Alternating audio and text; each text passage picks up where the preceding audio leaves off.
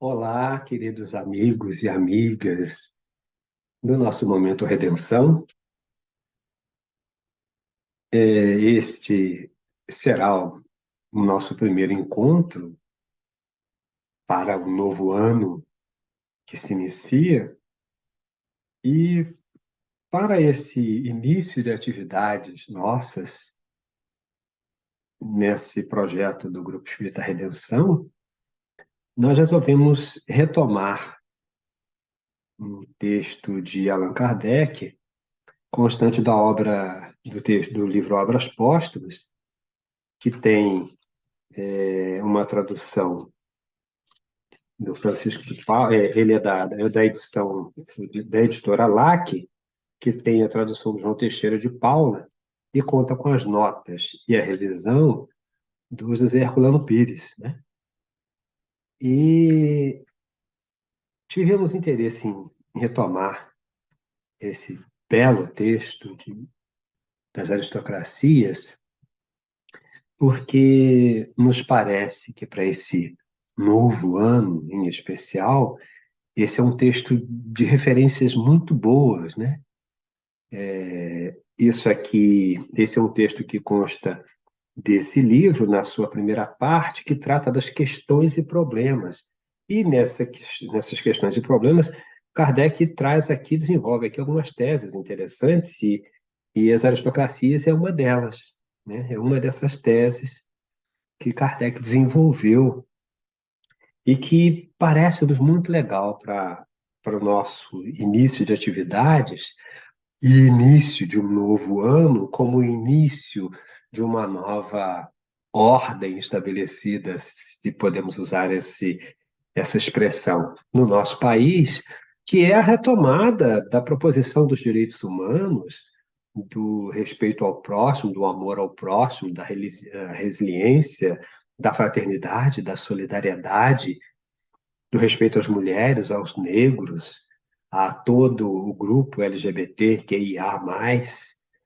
Enfim, é a retomada do traço humano característico de todos nós, mas especialmente presente na população brasileira, no povo brasileiro, na sua trajetória, né? O povo, o que essencialmente carrega essa nação, esse país, né?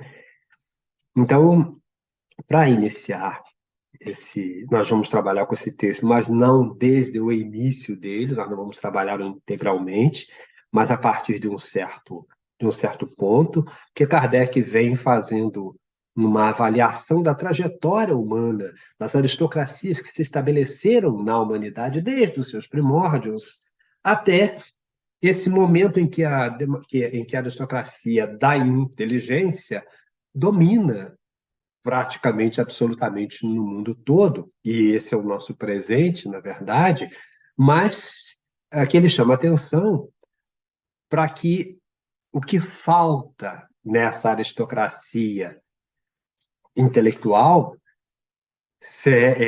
com certeza, com muita razão ele aponta isso, a moralidade. E a partir disso ele vai nos chamando a atenção, fazendo algumas proposições reflexivas para que a gente veja os caminhos a serem tomados. Mas, contrariando a norma, nós vamos começar pelo fim. Nós vamos iniciar com a última nota do Herculano Pires, que foi o revisor dessa obra, e que fez todas as notas presentes aqui. Essa é a última nota que Herculano destaca justamente nesse texto das aristocracias, no seu final. É a última nota. Termina a tese e ele põe essa nota que é muito interessante, e eu vou começar por ela para que a gente pense junto, né? Reflita junto naquilo que a gente está trazendo, a proposição que a gente está trazendo é essa. Os críticos de Kardec, essa é a nota de Herculano Pires iniciando, os críticos de Kardec, que geralmente o acusam de misticismo, ingenuidade, alienação, sem jamais o haverem lido e muito menos estudado, ficariam surpresos se acaso se dessem ao trabalho de ler um ensaio como este, em, em que os problemas sociais, econômicos, políticos, religiosos e culturais da humanidade são expostos numa síntese precisa, resultado de uma análise objetiva da realidade existencial. O mesmo se daria com a leitura do ensaio anterior sobre a trilogia Liberdade, Igualdade e Fraternidade. A tese das aristocracias, como se vê, restabelece o sentido etimológico do termo, colocando o problema em sua exata perspectiva histórica e social. O império das aristocracias, o império da aristocracia da inteligência é inegável na era tecnológica, mas é também evidente o clamor geral contra a falta de moralidade em nosso tempo. Esse clamor, que em grande parte se traduz na reivindicação da justiça social, confirma a previsão de Kardec sobre o advento inevitável da futura aristocracia intelecto-moral. Leia-se, a propósito, O Homem e a Sociedade numa Nova Civilização, de Humberto Mariotti. Essa é a nota do Herculano, que fecha, na realidade, o texto das aristocracias e que nós quisemos usar para abrir esse nosso encontro. A um certo momento dessa bela tese, Kardec diz assim: a inteligência nem sempre é penhor de moralidade. E o homem mais inteligente pode fazer mau uso das faculdades. Por outro lado, a simples moralidade pode não ter capacidade. Então, ele não está dizendo que uma é melhor e a outra é pior, ou uma é pior, ou outra é melhor. E o que ele está dizendo é que não é possível, é que geralmente uma não pode viver sem a outra. E diz, olha, por outro lado, a simples moralidade pode não ter capacidade. Então, nós não estamos negando que a inteligência seja importante, né? Que ela seja fundamental. Mas é preciso que a ela se some algo mais, porque a inteligência nem sempre é penhor de moralidade. Pois, necessária a união da inteligência e da moralidade para haver legítima preponderância, a que a massa se submeterá confiada em suas luzes e justiça. Será esta a última aristocracia, sinal do advento do reino do bem na terra. Ela virá naturalmente, pela força dos acontecimentos. E quando os homens daquela categoria forem tão numerosos que constituam uma imponente maioria, a massa popular lhes confiará os próprios interesses. Então, não é uma questão de dominação, é uma questão de uma postura, de uma proposição, de um alcance definitivo de inteligência e moralidade de tal forma solidificadas, adidas, que ninguém questionará, todos aquecerão. Por quê? Porque a inteligência unida à moralidade nos levará a caminhos muito melhores sempre, né? Como vimos, as aristocracias tiveram a sua razão de ser. Elas têm lógica, tinham a sua lógica na trajetória evolutiva do homem. Nasceram do estado da humanidade no seu tempo. O mesmo será em relação àquela que tem de vir. Todas tiveram ou terão a sua época segundo os países, porque nenhuma se funda em princípio moral. Só este princípio pode constituir uma supremacia durável, porque será animada por sentimentos de justiça e caridade, supremacia que chamaremos aristocracia intelecto-moral.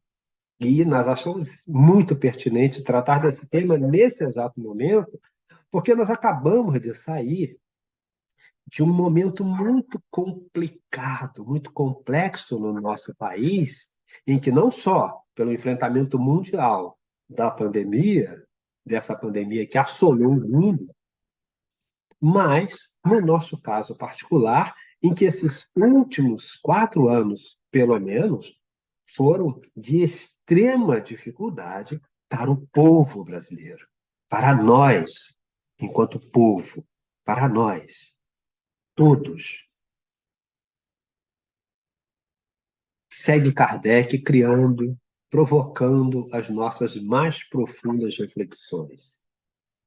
É compatível este estado de coisas com o egoísmo, com o orgulho e com a ganância que ainda imperam na Terra?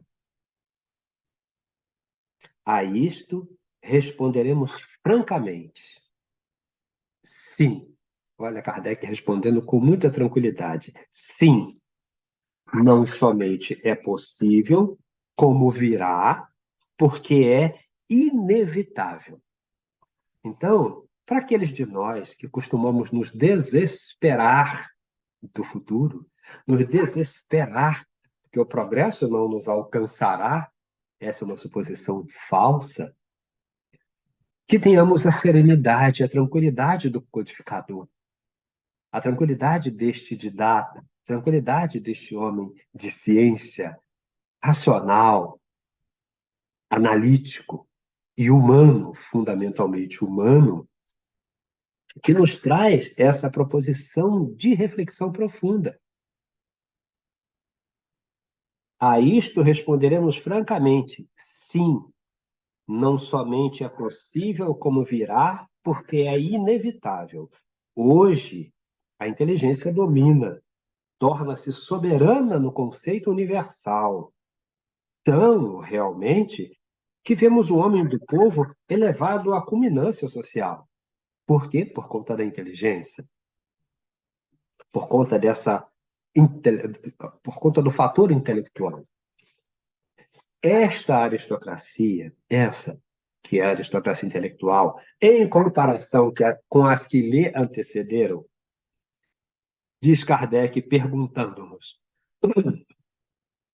esta aristocracia não é mais justa, mais lógica, mais racional que a da força bruta, a do nascimento, a do ouro?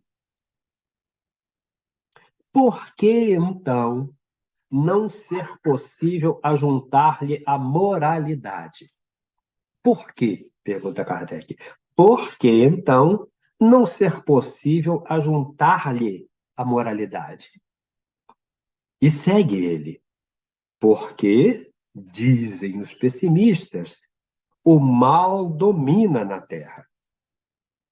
E olha Kardec seguindo a nos provocar, a nos levar junto para esse futuro. Já foi dito que o bem não o apagará jamais? E fica ecoando em nós. Os costumes e as instituições não valem hoje 100 vezes mais que na Idade Média? Cada século não se tem assinalado por um progresso? Por que, pois, há de a humanidade estacionar quando tanto lhe falta para conquistar? Então, tudo isso já nos propõe a abandonar a ideia do pessimismo. Não nos paralisemos por medo de que não se dará o progresso que está nas leis de Deus, está nas leis da natureza. Nosso destino é progredir. é avançar. Os homens, por instinto natural, procuram o seu bem-estar. Se o não encontrarem satisfatório no reino da inteligência, procurá-lo-ão algures. Mas não foi o que fizemos até então, nós viemos nessa trajetória das diversas aristocracias que se sucederam por quê? Porque o homem, nós, seres humanos, sempre buscamos algo, algures. Buscamos algures o que seja melhor para nós, coletividade. Embora, egoisticamente, nós às vezes suponhamos que, olha, vou por aqui, mas há um momento dessa trajetória de cada um de nós que nós vamos buscar o que é comum, o bem comum no melhor sentido que possa ter esta expressão. É o bem do conjunto, desse grande grupo social que é a humanidade terrena. Isso é uma tendência natural na lei de progresso.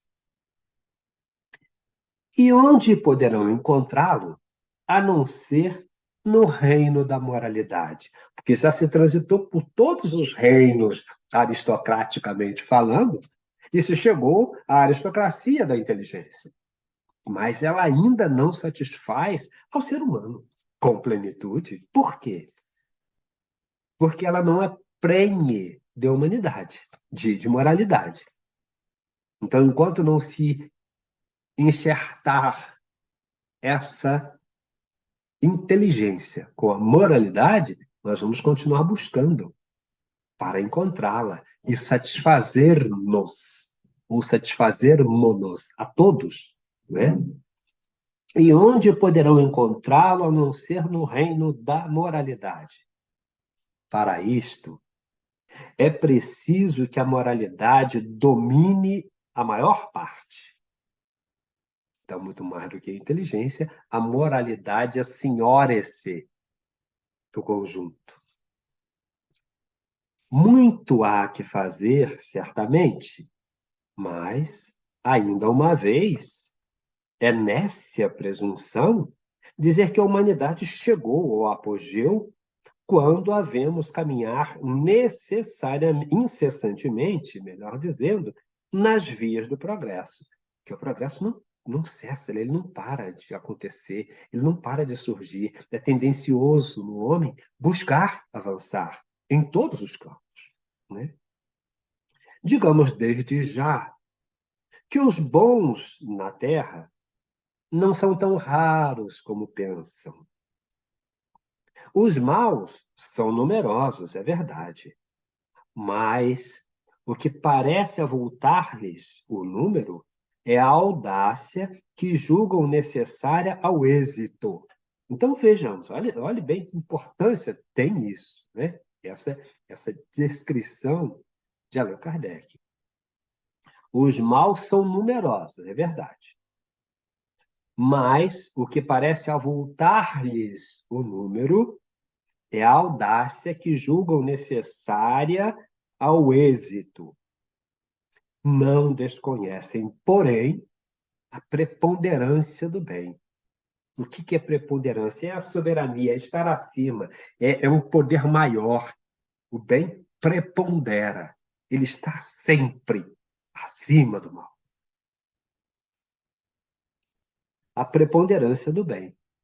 Tanto que, embora não o pratique, tomam-lhe a máscara.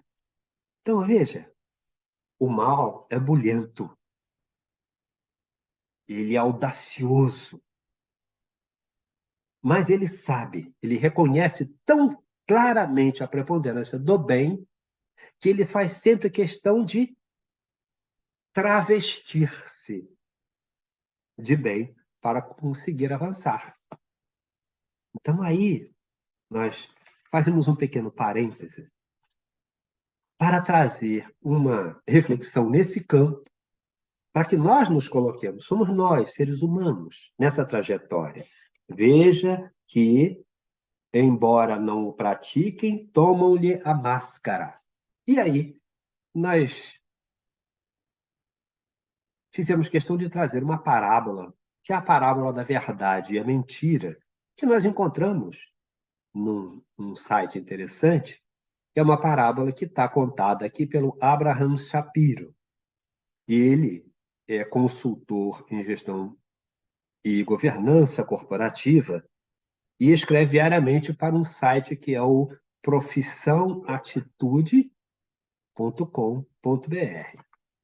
E ele faz, embora haja outras versões dessa proposição da verdade e a mentira, ele põe aqui como parábola, que é bem interessante. Por isso, nós vamos trazê-la para completar, para fortalecer essa ideia que Kardec traz ali para nós. Certa vez, a mentira e a verdade se encontraram. A mentira disse: Bom dia, senhorita Verdade. Ao ouvir isto, a verdade foi conferir se realmente era um bom dia. Olhou para o alto, não viu nuvens de chuva e havia pássaros cantando. Uma brisa suave envolvia a atmosfera. Ela viu que realmente era um bom dia. Então respondeu: Bom dia, senhorita Mentira. A mentira prosseguiu: Sinta o calor que faz hoje. Tendo percebido que pela segunda vez a mentira estivera certa, a verdade relaxou. Então, a mentira convidou-a para um banho no rio. Despiu-se de suas vestes, pulou na água e disse: Venha refrescar-se, verdade. A água está deliciosa. Assim que a verdade inocentemente tirou suas vestes e mergulhou, a mentira saiu de fininho das águas, vestiu-se com as roupas da verdade e foi-se embora. Dando-se conta do que ocorrera e coerente à sua natureza, a verdade recusou-se a vestir-se com as vestes da mentira e, por não ter do que se envergonhar, saiu a caminhar pelas ruas e vilas totalmente nua. É por este fato que, desde então, aos olhos de muita gente, é mais fácil aceitar a mentira vestida de verdade do que a verdade nua e crua. Isto posto, queridos companheiros e companheiras, retornamos ao texto de Allan Kardec. Não desconhecem, porém, a preponderância do bem, tanto que, embora não o pratiquem, tomam-lhe a máscara. Os bons, pelo contrário, não fazem praça das suas qualidades, não procuram pôr-se em evidência, e é por isso que o seu número parece diminuto.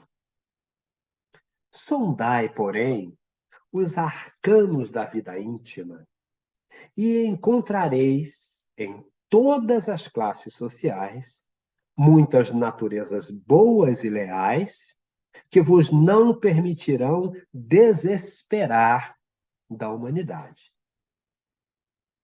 Importa também saber que dos maus, e aí nós vamos entrar num momento extremamente importante, como tudo aqui presente, mas esse deve nos chamar a atenção, deve nos pôr ainda mais a refletir. Por quê? Eu vou trazer a nota de Herculano Pires antes da leitura desse trecho.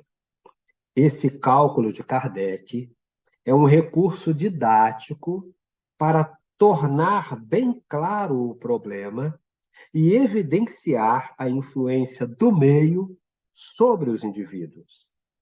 Graças a esta influência, a moralização progressiva irá dominando o meio social e criando condições para um mundo melhor. Essa é a nota que Herculano põe logo depois desse trecho que nós vamos ler agora. Importa também saber que dos maus, muitos só o são por influência do meio, podendo tornar-se bons se forem submetidos à ação de um meio benéfico. Admitamos que, sobre 100 indivíduos, há 25 bons e 75 maus.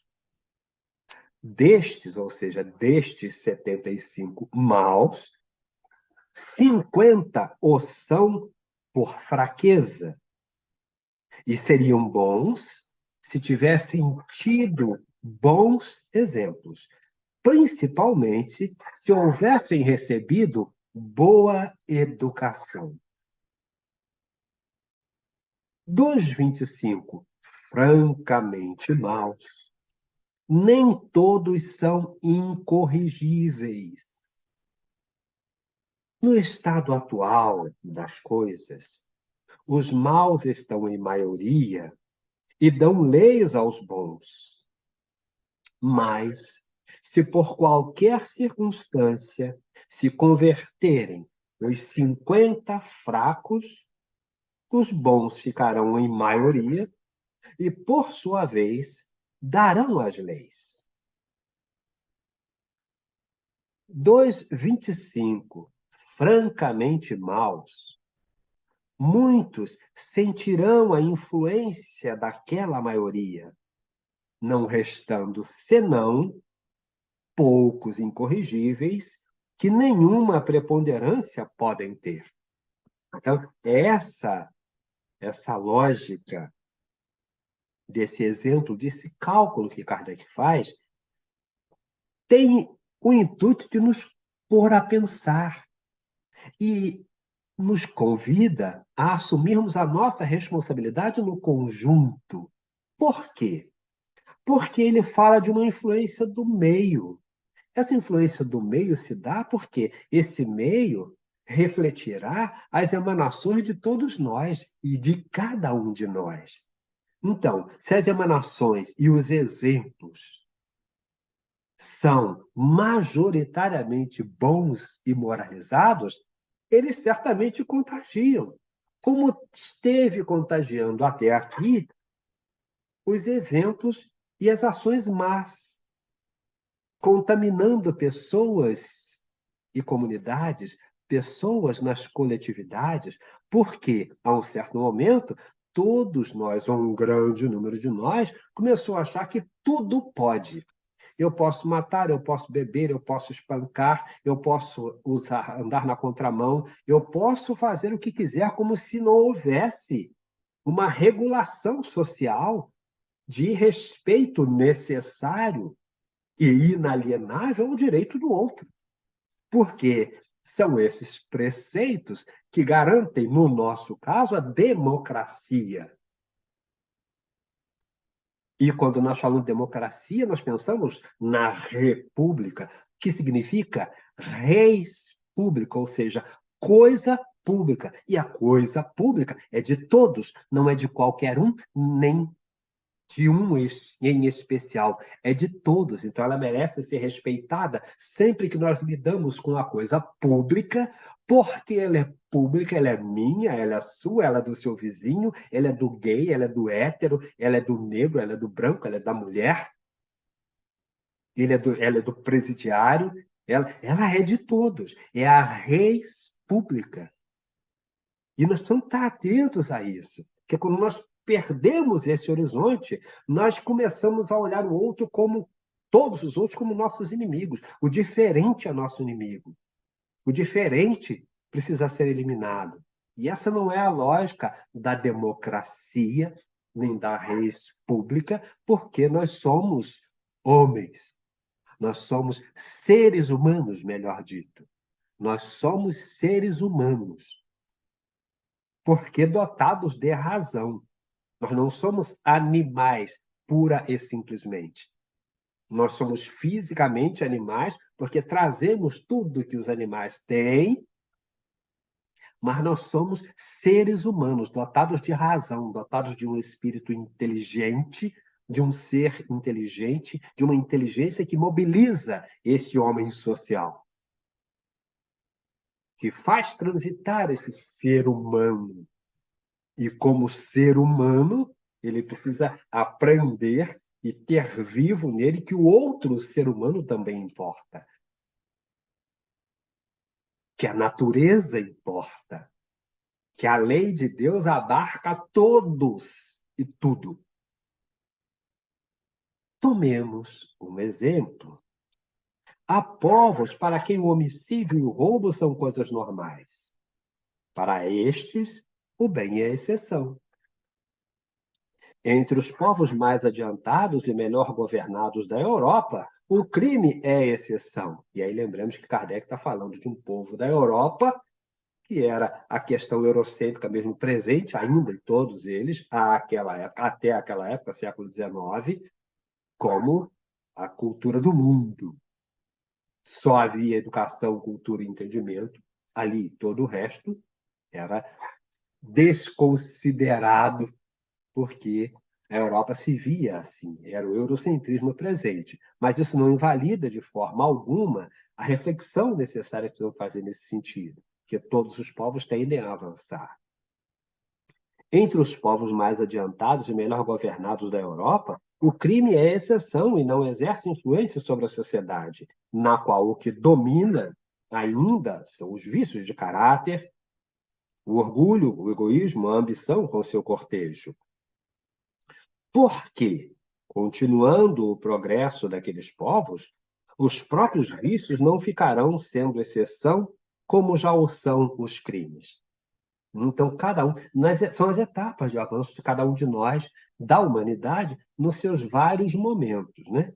Negar a possibilidade desta caminhada ascendente é negar o progresso. Certamente, a transformação não pode ser obra de um dia. Se, porém, há causa que possa apressar a caminhada, essa causa é o Espiritismo.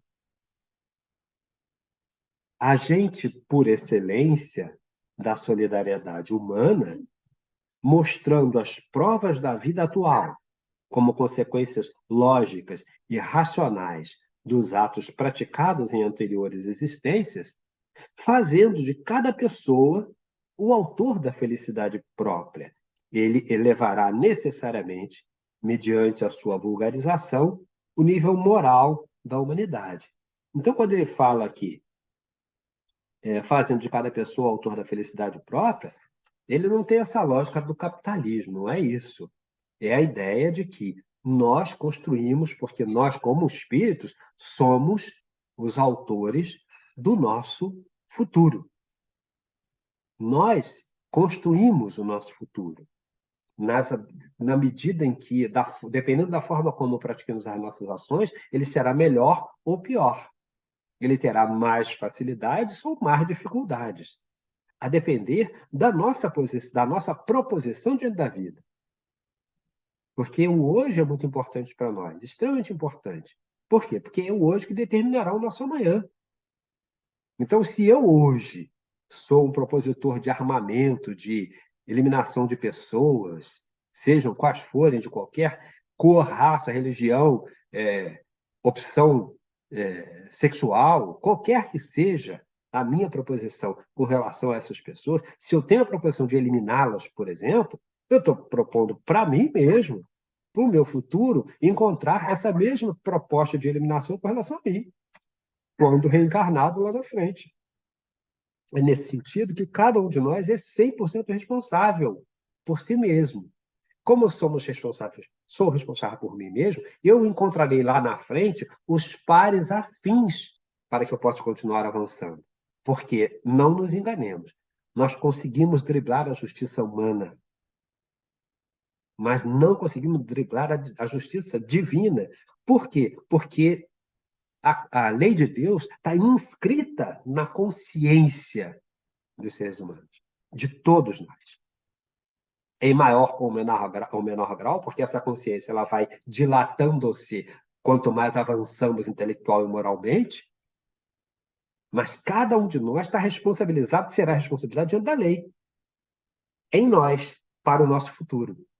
Seja para estarmos melhor colocados lá na frente ou pior colocados, porque, na realidade, quem determina isso somos nós, no confronto que estabelecemos contra a lei ou a favor dela. Os princípios gerais da nossa filosofia estão elaborados e coordenados e já têm reunido em imponente comunhão de pensamentos milhões de sectários disseminados por todos os países do mundo. Os progressos realizados por influência sua, as transformações individuais e locais, por eles provocadas em menos de 15 anos, permitem-nos avaliar as imensas modificações essenciais que terão de realizar no futuro. Se, porém, graças ao desenvolvimento e geral aceitação do ensino dos espíritos, o nível moral da humanidade tende constantemente a elevar-se, não se vá daí concluir que a moralidade obscurecerá a inteligência. O Espiritismo não quer ser aceito cegamente. Antes, pede a discussão e a luz. E isso é muito grave para nós, muito importante para os críticos do Espiritismo e para quem já se encontra ali, mas que não percebeu ainda alguma dificuldade, tem alguma dificuldade no entendimento de algumas proposições, é lembrar que o Espiritismo não quer ser aceito cegamente. Antes, pede a discussão e a luz. Mas para discutir e dar luz é preciso estudar. Não se pode conhecê-lo superficialmente e tentar fazer esse avanço, que aí não é possível. É preciso que, para ser aceito, não seja cegamente. Antes, haja discussão e luz. Segue Kardec nesse último momento. Em vez da fé cega, que sufoca a liberdade de pensar, ele ensina. Repetimos. Em vez da fé cega que sufoca a liberdade de pensar, ele, o Espiritismo, ensina. E aí Kardec nos traz aqui uma proposição que está posta lá em O Evangelho segundo o Espiritismo. A fé inabalável é somente aquela que pode encarar a razão face a face em todas as épocas da humanidade. A fé precisa de uma base, e esta é o conhecimento perfeito do que devemos crer.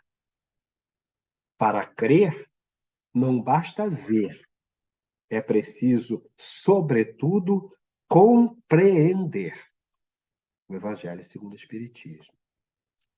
Temos, pois, razão para considerar o Espiritismo como um dos mais poderosos precursores da aristocracia do futuro, isto é, da aristocracia intelecto-moral, que é aquela que vai nos redimir efetivamente e que, como Kardec disse, pode começar desde já, desde já. Como ele diz aqui, ele diz assim, já foi dito que o bem não o apagará? Né? Por que, pois, há de a humanidade estacionar quando tanto lhe falta a conquistar? Nós podemos fazer, nós estamos aptos a realizar. É importante que nos empenhemos nisso, buscando efetivamente fazer o nosso melhor. Que Jesus nos abençoe, nos ampare, que este novo ano seja para nós todos rico, pleno em realizações no bem, no verdadeiro bem, amando, servindo, amparando, sendo solidários, fraternos, resilientes. Enfim, sejamos humanos. Muita paz. Um beijo nos corações. Graças a Deus.